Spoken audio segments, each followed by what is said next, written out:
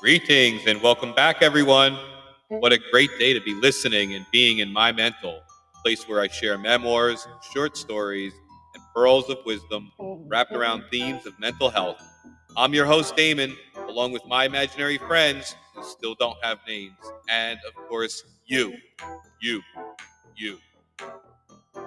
Today, you're going to all hear about the Mandela Effect. But before we begin, I must add that My Mental can be found on just about any platform. But with Spotify's terms of service, if I wish to include their music in any episode, then you must find it only and exclusively on Spotify. So if you can't find my other episodes on your normal platform, then that would explain not seeing some of my latest content. So I'm glad you made it this far. Now it's time to put your scuba gear on, activate your ear tanks, and get ready to dive into the Mandela Effect with My Mental. What? We're going to dive today, kids. Going deep, so deep. Who's Nelson Mandela and what is the Mandela Effect? Nelson Mandela, a renowned freedom fighter and anti-apartheid activist, spent 27 years in prison, a tale of resilience and hardship. Yet his compelling story is often distorted in collective memory, as many vividly recall Mandela's death in prison during the 1980s. In reality, Mandela lived a long and fruitful life post-incarceration. He went on to become president of South Africa from 1994 to 1999 and passed away in 2013 after 95 years old. Wow, 95 years old, and we thought he died in the 80s.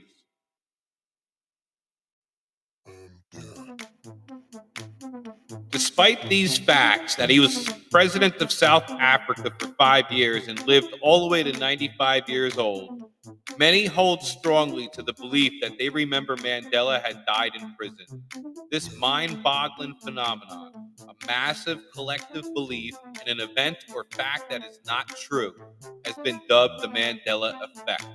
Interestingly enough, this phenomenon has been observed extensively in different contexts.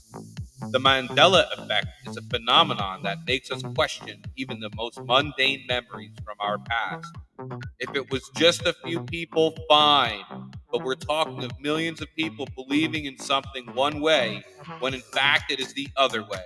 You have to question life itself after I mentioned some on this list. It doesn't make sense that so many of us are under this Mandela effect. Are we living in alternate universes? Perhaps. Perhaps. Perhaps. Jiffy or Skippy? You remember either one? Give you a couple seconds to figure that out. Which one did you like more? Which one was your favorite? Well, I got news for you. It's not Jiffy. It was always Jif. Jif. It never had the F and Y at the end, and you're always and likely mixing it up with Skippy. It's just Jif. And there's some very big differences between Skippy and Jif. Skippy has more salt or sodium, more sugar, and few nutrients overall. Jif has more saturated fat and uses molasses, and that should sum up the differences. And remember, it is Jif, Jif, not Jiffy. I can't believe that I'm going to self-admit it right here, that I was a Jiffy person for the longest. And there's a part in my brain that wants to keep it that way. Like it's wired in there really good. How did that even happen? How am I under this spell? How am I under this Mandela effect? Are you still a Jiffy person after this? Are you a Skippy guy or gal? Don't skip out. I got more. Hey, never mind Jiffy or Skippy. How about Febreze spelt with 3 E's instead of 4 E's? It's Febreze. One would little E make all the difference in how it smells?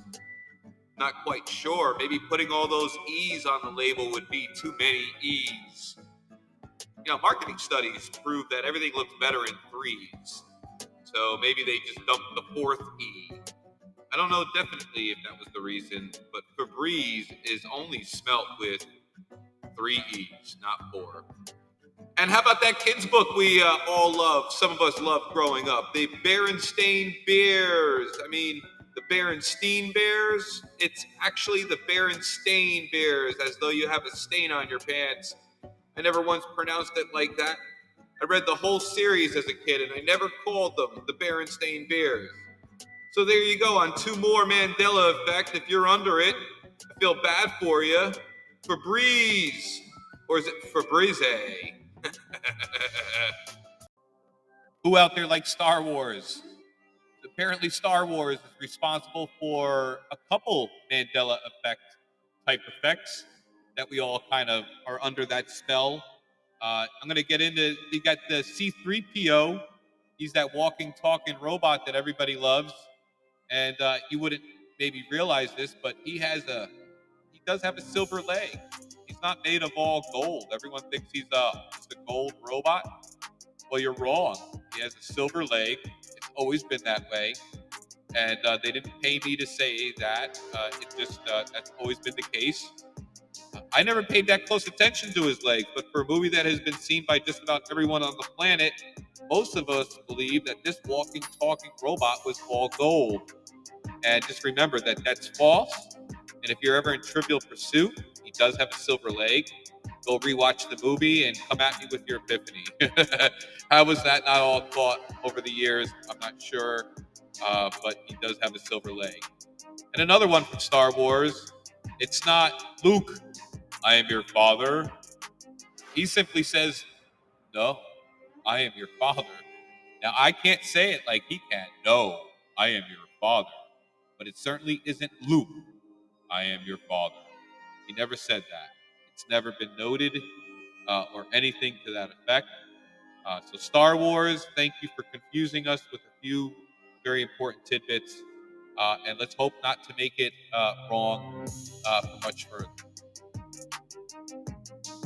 Jeez, man.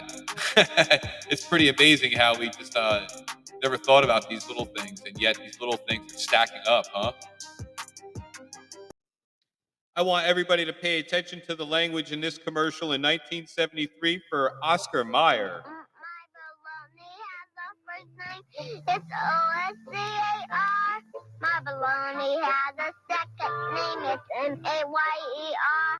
There we go. I'm just going to cut it short because it's Mayer. And for the longest time, so many of us have gotten it wrong with an E there.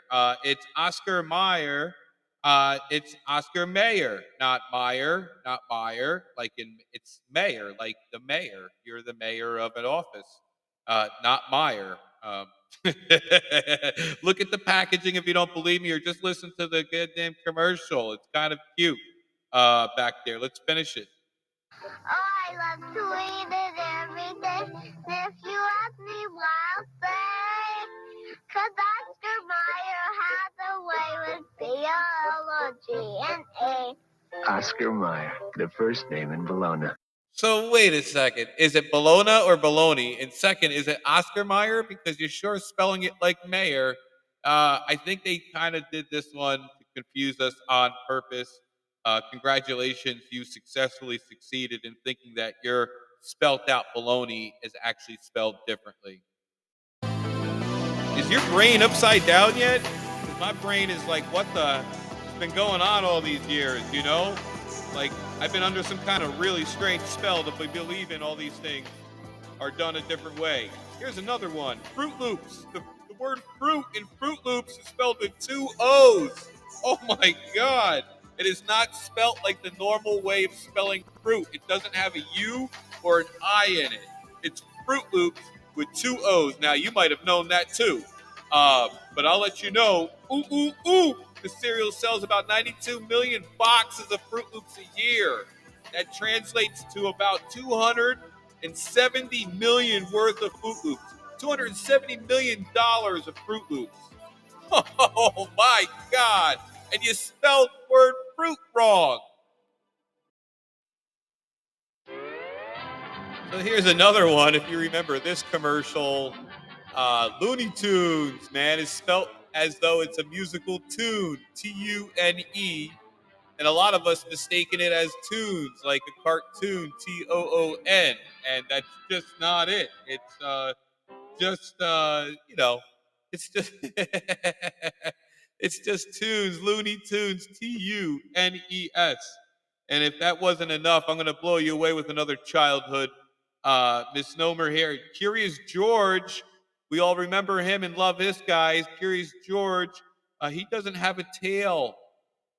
You're going to always make sure that he has a banana a lot of the times, but the dude does not have a tail. And I don't know how you feel now, but if you don't believe me, go back and check on both of those, Looney Tunes and Curious George, not having a tail. And, they like to spell things wrong, apparently, to confuse the masses. You know what I mean? They like to confuse all the masses. Not bad idea, I guess.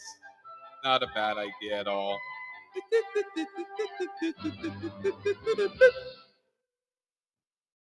Just like that. We wouldn't be here today if it wasn't for one of the more common examples of the Mandela Effect. It's a board game that we all love. It's called Mr. Monopoly. And Mr. Monopoly doesn't have a monocle. You know, one of those eyeglasses that are just one eyeglass. He doesn't have a monocle on his eyepiece. He doesn't have an eyepiece at all. He never did, and he likely never will. You're likely getting him confused with Mr. Peanut. Believe it or not. They had some studies behind this, and they feel like Mr. Peanut is to blame for Mr. Monopoly having a monocle, but he doesn't have a monocle. And for some reason, that's the way we all want to believe it. Now, Monopoly money, I don't know if you're going to tell you some facts about Monopoly in general. The game's currency has a total value of $20,580. It's not even pegged to any real currency and is used exclusively within the game. And I want to let you know that since its creation, over 275 million Monopoly games have been sold worldwide.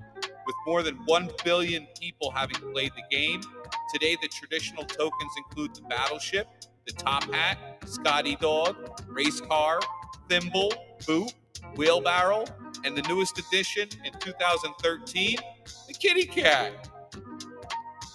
There's that.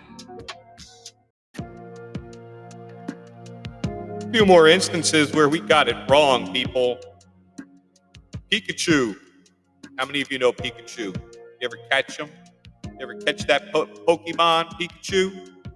Well, some of you might know and some of you won't, but Pikachu's tail is only yellow. There's no black in his tail. There's no zigzag shape. People recall seeing Pikachu with the black tip on his tail, but was never the case. It's always been just yellow. Here's another one. There's no hyphen on the Kit Kat package. There's right Twix, there's left Twix, there's a right Kit Kat, a left Kit Kat, but there's no hyphen in the packaging. And even though I got the two candy mixed up, I think the same company makes them all. And they're just out to confuse you because they just want you to eat the candy, and it doesn't matter what's on the package, right? It's the chocolatey goodness, that wafer.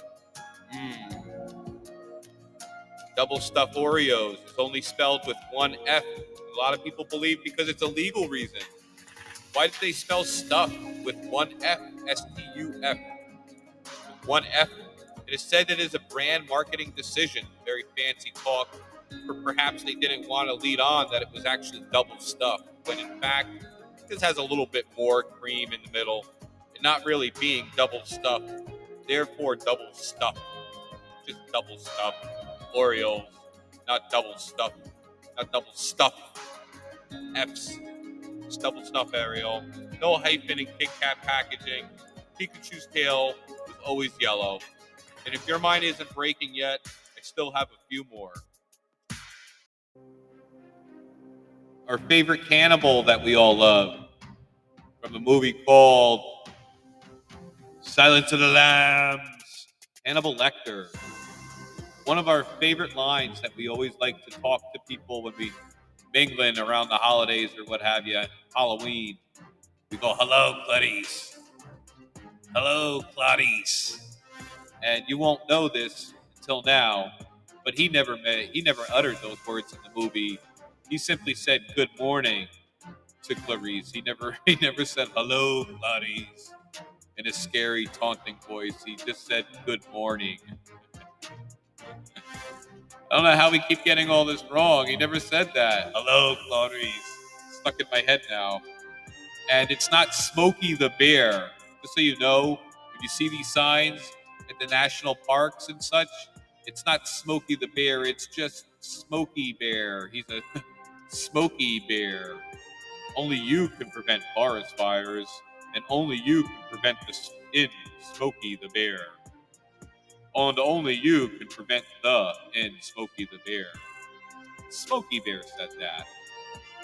Sinbad never played a genie in Shazam. It was Shaquille O'Neal in a movie called Kazam, but everybody believes Sinbad actually played a genie in uh, Shazam, and that movie never came out. The movie was never out there. Magic, magic. How about the magic mirror on the wall? It's not mirror, mirror on the wall. It's magic mirror on the wall. Tell me who's the fairest of them all. Magic mirror, not mirror, mirror.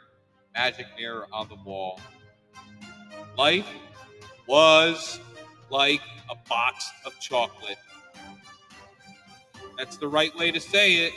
Life was like the box of chocolates. So it's pronounced as though it is past tense. The word Flintstones is spelt with two T's. Go take a look. Those are some oddities. I know I'm trying not to hurt your brain, but I know your brain is hurting after this.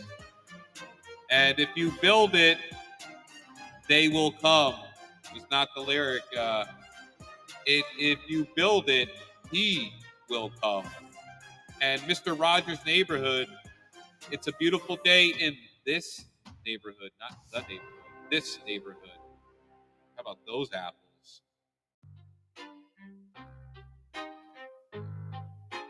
You know, an article in Forbes by Mark Travers writes the Mandela effect remains a perplexing enigma, challenging the limits of our understanding. It defies conventional explanation, leaving a profound mystery in its wake. And research on the matter merely scratches the surface of its inexplicable nature. Attempts to grasp its essence seem only to have led to conspiracy like theories, hinting at uncharted territories lying behind the scope of current scientific comprehension, standing testament to the mind's capacity for peculiarities. I think you know what I mean, that continue to elude our grasp. The Mandela effect is proof in the pudding that our brain will store information the way it wants in light of the actual facts, perhaps to align ourselves with others that are under the same spell. I really do hope that our artificial intelligence is smarter than this. Why does the brain do this? Could it be from an onslaught of subliminal messages? Could it be trying to curve information as we observe it in our living world? What would be the point of having humanity remember certain facts wrongly? Is there a nefarious reason for the Mandela effect? Are we really paying attention to the world around us? Are we living in alternate universes? Why would the brain want to trick itself like this? I have, and you have, so many questions about this.